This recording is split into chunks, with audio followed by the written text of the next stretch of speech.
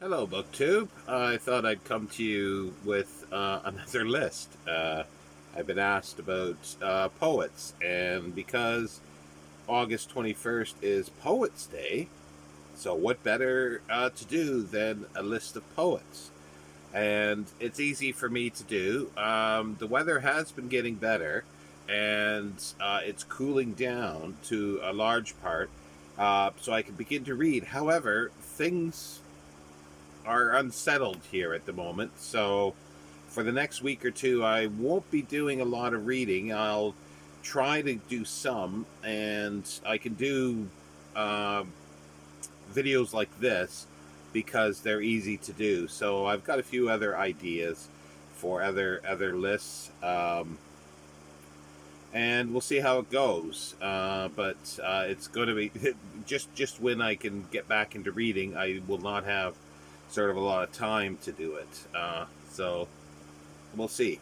But anyway, my poets list.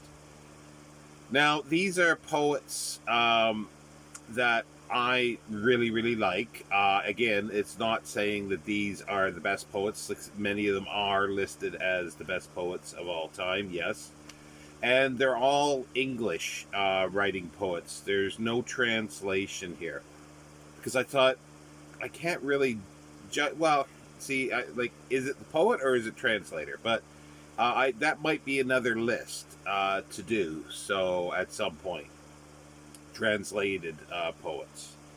But I've got a list of 30 poets here. 20 are in the main ones that are definite, and I guess you could say 10 are honorable mentions, and only because I've read enough of them to know that I like them, but maybe not quite enough to sort of bump them up into the list. I would need to want to read more of them. And then there are dozens and dozens of other poets that I've read one or two poems by that I like, but because one or two may not fit into the to the list or even the honorable mentions, and I can't even remember some of them. Yeah, so well, instead of too many explanations, I'll just start. And again, I'm putting them in like the 20 are in order of date of birth. So we got Robert Bloomfield, 1766 to 1823. He was an English poet, actually somewhat local to where I am here, at least later in life. He was a huge seller, but almost forgotten today. But he's, I guess you could say, pastoral. Could be the type of thing talking about the land and working people, that type of thing. And I really like him. I haven't read near enough of him, but I've read enough to know that yes, there's no question he gets on the list. Wadsworth. William Wordsworth, 1770 to 1850, romantic poet. So I don't think there needs to be much said about him. Samuel Taylor Coleridge, 1772 to 1834. Again, another romantic poet. Don't need a lot to be said because he's well known. And Percy Bysshe Shelley, 1792 to 1822. Again, well known poet, so not a lot needs to be said. I don't want to make this video too long either, so I'll try to go through it as quick as possible. John Clare, which is definitely, he would be in my top 5 poets for sure, if not right at number 1. 1793 to 1864. Again, an English poet, not too far from, we grew up not too far from where I am. Uneducated, not from a rich family like most of the others. Robert Bloomfield wasn't either, the first one on my list. But, not from sort of privileged background. Self-taught, wrote tons of stuff. Again, pastoral, about people, about land, animals, that type of thing. And I thoroughly enjoy him, everything that I read and continue to read. Henry Wadsworth Longfellow, 1807 to 1892. American poet. Was extremely popular, probably less so now, but I do like his sort of stories. Like he talks about, well, not talks, but his poems are quite long, and stories like Hiawatha, and there's all sorts of ones. And there's one I got a catalog. It's Tales of. It's like from an inn. I think, yeah, and it's really really good. And yeah, he moralistic. It's like dated for that kind of thing, but still, you can get carried away in the story. Edgar Allan Poe, 1809 to 1849. Again, not really much needs to be said of him. The Raven is sort of his biggest one, but he has so many other poems that are actually fabulous. And yeah, an endless source of going back to, like John Clare for me. Alfred Tennyson, 1809 to 1892. Again, not a lot that needs to be said about him. Walt Whitman, another American writer, American poet, 1819 to 1892. Interesting stuff. Like I it took me a while, I think, before I could ever say I actually like him, but I definitely do, and he's definitely in a top 20 list, that's for sure. Algernon Charles Swinburne, 1837 to 1909, English writer, and he takes some work, but endlessly fascinating and very prolific, or just prolific, I should say, because very and prolific, same thing. But yeah, it's like I say, it takes some work, but his imagination is quite interesting. He just seems to be able to just rattle things off. I would assume was kind of easy, or it appeared to be, but endlessly fascinating and complicated structures, which are always worth picking apart. A.E. Housman, Alfred Edward Housman, 1859 to 1936. Now, if it was just on his, well, it mostly is, I guess, on his Shropshire Lad. I love that poem. I absolutely love it. And I've reread it so many times. I can pick it up and read sections in it. It's just fabulous. And he was a very interesting person, a classical scholar, just endlessly fascinating. I'd love to get some of his writings on like classical work, and a biography is something that I would like to get of his. William Butler Yeats, 1865 to 1939. I got 939. No, that's not right. Because I've got them written down on my phone here. Then I can copy and paste below. William Butler Yeats. It took me, again, it's one of these that took me a while to really appreciate him, I think. But I like his sort of, it's sort of, when you read it, you get these images of in my mind, and that I guess is it symbolic, I guess, like he and his way he uses metaphors and symbolism, that's quite interesting. I think that's right. Robert Frost, 1874 to 1963.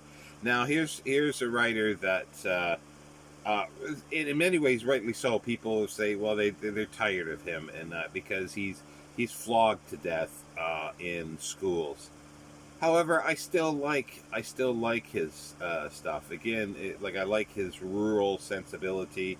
I'm not sure where it came from, because I don't think it quite came from him himself, but I do like his poetry. Siegfried Sassoon, one of two principally World War I poets, or at least known for that. Sassoon lived from 1886 to 1967. I really like his earlier poetry and his war poetry more so than the later poetry, but because of his his war poetry, World War I poetry, definitely has a place on this list just for that. If he wrote nothing else, like the other one, that's World War One. The next one on the list here is Edith Sitwell, 1887 to 1964. A very strange and odd family. Her and her two brothers. At least one of her brothers, Osbert, I think, was a poet as well. And this stuff's interesting. He should have been maybe on the next list because I haven't read enough of him. But I've read enough of Edith Sitwell to enjoy it. Very strange at times, but oddly compelling, I guess you would say. Edna St. Vincent Millay, 1892 to 1950, an American writer, mostly writing in the 20s. I really, really enjoy her writing, her poetry, because it's sometimes hard to explain why you like something, but I guess it's the way she puts words together that are very interesting, and I find it again endlessly fascinating. And recently there was a book of her diaries published, which I'd love to get because I'm very interested in it. And I've mentioned many times Kevin Brownlow, a silent film historian. He did a documentary. He went to Steepletop, I think it is, where Edna St. Vincent Millay lived, and found some film footage in a shed, and sort of restored it, and it's on a DVD. It's quite interesting. I'm not sure if I said her birth date is 1892. She lived in 1950. And then this is the Second World War I poet, Wilfred Owen, or full name Wilfred Edward Salter Owen, 1893 to 1918. He's probably my favorite World War I poet. I just love his stuff. I've got a nice 2-volume complete poetry which has sort of fragments and letter, like where he'd write, a poem and other fragments, and these, like, all the drafts that are sort of known. It's very interesting to watch that process and to read that process and see what he wound up for the final for the final poem. My brain's still getting into gear these days. So Wilfred Owen, again, he would be definitely in like the top 5. Dylan Thomas, 1914 to 1953. Never really, like, I was going to say never really deep thoughts, but that's not right. He's very poetic. I love the way he uses words. It's very lyrical, and and I guess it's because he's Welsh. I don't know if that's the reason why. But even something that's not poetry per se is like his anyway, sorry. There's a story of a little village, and I can't remember. And one of the lines, the beginning lines is the night or something of Bible black, talking about how dark it was. And I still think that line is absolutely fabulous. It has so many layers of meaning, and really, he shines with that kind of stuff. And the last two are sort of newer authors. They're all dead, but Philip Larkin, 1922 to 1985. I've read enough of his to know that he'd be in this list. I've got a great big volume of collected poetry.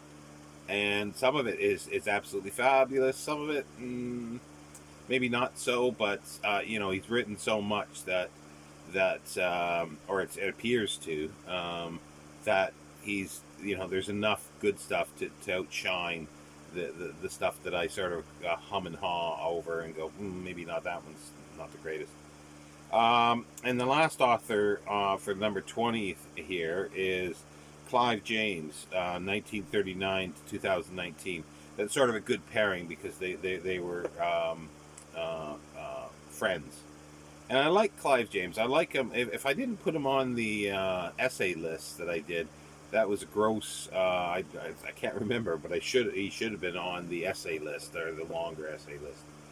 But I do like his poetry. It's humorous. He was very humorous, and the way he uses words that you sort of go and you go, oh, I get it, and then sometimes just very very poetic. So yeah, and so he lived up till a few years ago, 2019. Now, for the 10 honorable mentions, and as I say, these are authors that I've read a little bit of, enough to know that I think that if I read more, they will be, a favorite poets. And again, in order of birth, John Milton. I haven't quite read enough of him to make my decision yet. Almost, but very not quite. John Keats, 17. John Milton, 1608 1774. John Keats, 1795 to 1821. Another sort of romantic poet. I never really got into him earlier, but the reason why I have re-looked at him again in the past sort of 10 to 15 years, I would say probably 15, more like it, but not in depth yet, is because of the Hyperion books, Dan Simmons' Hyperion, and the John Keats connection there. And I'm really interested in his poetry now, and I've been reading some and appreciating it, I think, more than I ever did. Emily Dickinson, American writer, 1830 to 1886. Again, everything that I've read, I thoroughly enjoyed, but I do need to read more. And when I say that is like I might have read 20 poems or 30 or 40 poems by an author, and and really like them, and still not quite sure, because to me, if they've written 100 poems or something like that, I might need to read more to know. And she lived from 1830 to 1886. Ezra Pound, 1888 to 1965. Again, another one that I really, really want to get into. I have an American Library of America collection, but it doesn't have his cantos in. And what I really want to get into is his cantos. I've read enough of the Library of America volume to know that yes, I do really like him. T.S. Eliot, 1888 to 1965. Again, I have not read enough. I do have 2 volumes of his poetry. It's an annotated, or footnoted heavily. A volume of the sort of children's poetry, the cat poetry, which I really, really like, and the other stuff that I've read, like Wasteland. Again, it takes some work, but I've really begun to appreciate it and want to read more. E. Cummings, another American author, I'm quite sure, yeah, American, 1894 to 1962. I've got a big volume of his, and I have dipped into it at various times. And yes, every single thing that I've read has intrigued me, and I want to read more. W.H. Auden, same deal. 1907 to 1973. Now not he, but there has been a 2-volume of his poetry that's been published this year that I want to get. I really, really do, because that's where I want to stick in, and I'm sure I'm going to like him. I like his essays and so forth. Same as Eliot. Elizabeth Bishop, 1911 to 1979. I do like her essays, her prose work. I've got a slipcase volume with some prose and poetry, and the poetry I've looked at and read bits, and yeah, thoroughly enjoyed it. The next two are connected as well. This is sort of 9 and 10. Ted Hughes, 1930 to 1998. Again, I do have a collection of his poetry and his letters and a biography that are fabulous. But again, I need to read more of his poetry. I have read a bit in the past, but I have enjoyed it thoroughly. And then another connection is, no surprise, probably, is Sylvia Plath, 1932 to 1963. I have thoroughly enjoyed a lot of her stuff. There's one that she wrote about being in a hospital, I think, or I think that was it. I can't remember the name of it, but that really, really stood out for me.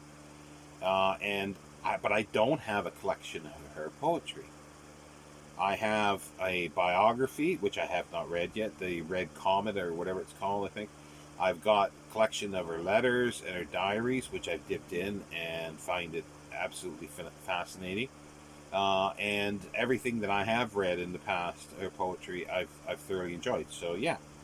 So there it is. There's 30 poets, top poets for me. 20 definite, and 10 I'm quite sure would be more. So I'm not sure what my next... Well, actually, I think I do know what my next list is. Let me know if you care to hear sort of my top 10 detested classic authors, classic in quotation marks, so anybody who's basically dead that probably wrote before 1960. Do let me know.